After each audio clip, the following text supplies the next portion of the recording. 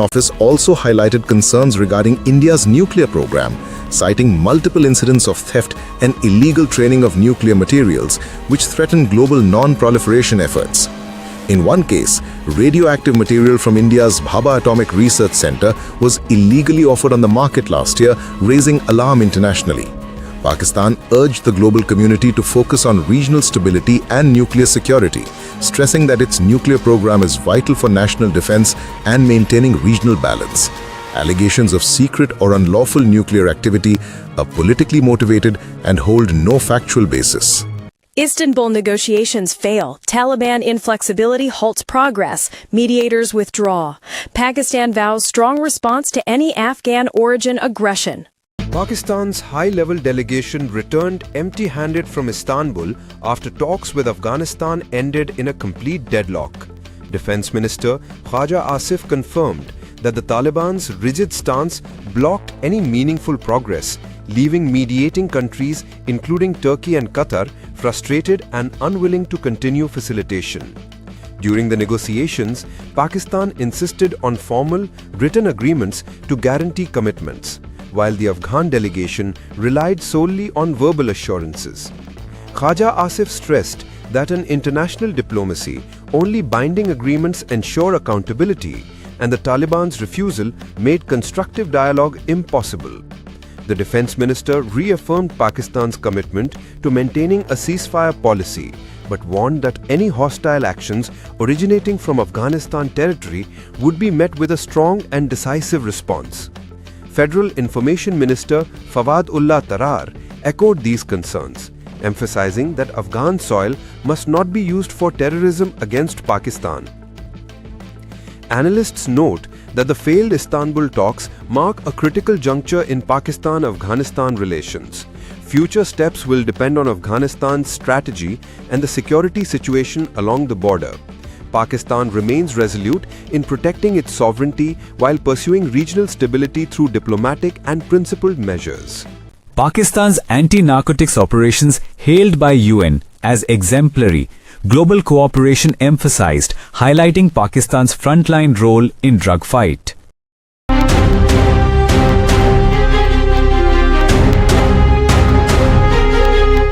The United Nations has formally recognized Pakistan's significant achievements in combating drugs, describing the country as a frontline state in the global fight against narcotics. According to the UN Office on Drugs and Crime, Pakistan's anti-narcotics operations are highly effective, robust, and globally exemplary. Vester highlighted Pakistan's successes, including dismantling major international trafficking networks and closing critical smuggling routes. Over the past year, Pakistan seized 365 metric tons of drugs and precursor chemicals, showcasing the professionalism and operational strength of the anti-narcotics force and related agencies. Vester warned that drug trafficking is not merely a regional problem, but a global challenge, urging the international community to intensify cooperation. The UN emphasized the importance of intelligence sharing, border security, financial assistance, and technical support to bolster Pakistan's ongoing efforts. Pakistan's role extends beyond national defense, protecting youth globally from the devastating impacts of drugs. International collaboration, the UN stressed, is critical to sustain and amplify these efforts. Federal Cabinet clears 27th Amendment draft. Prime Minister chairs via video link. PPP issues reservations. Senate review next.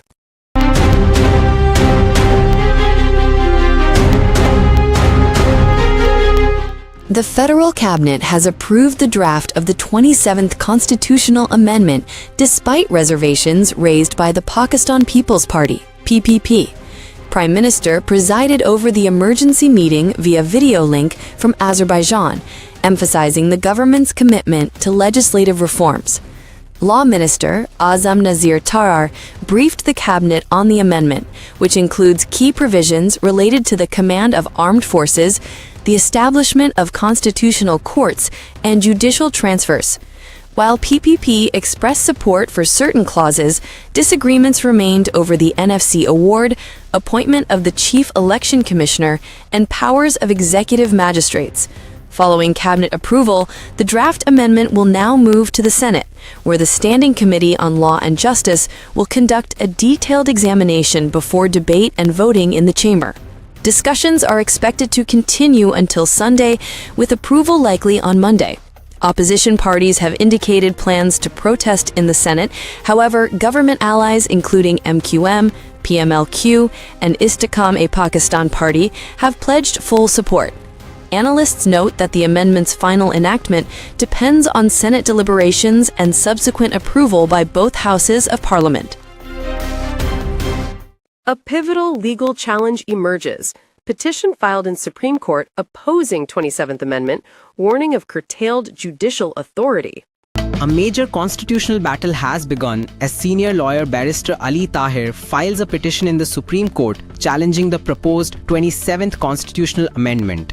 Filed under Article 184(3), the petition contends that the powers of judicial review granted under Articles 184(3) and 199 are core pillars of the Constitution and cannot be restricted or removed.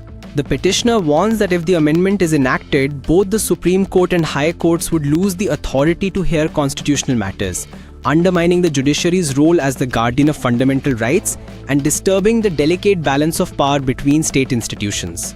Barrister Tahir argues that the amendment could create a parallel legal structure under executive influence, compromising judicial independence.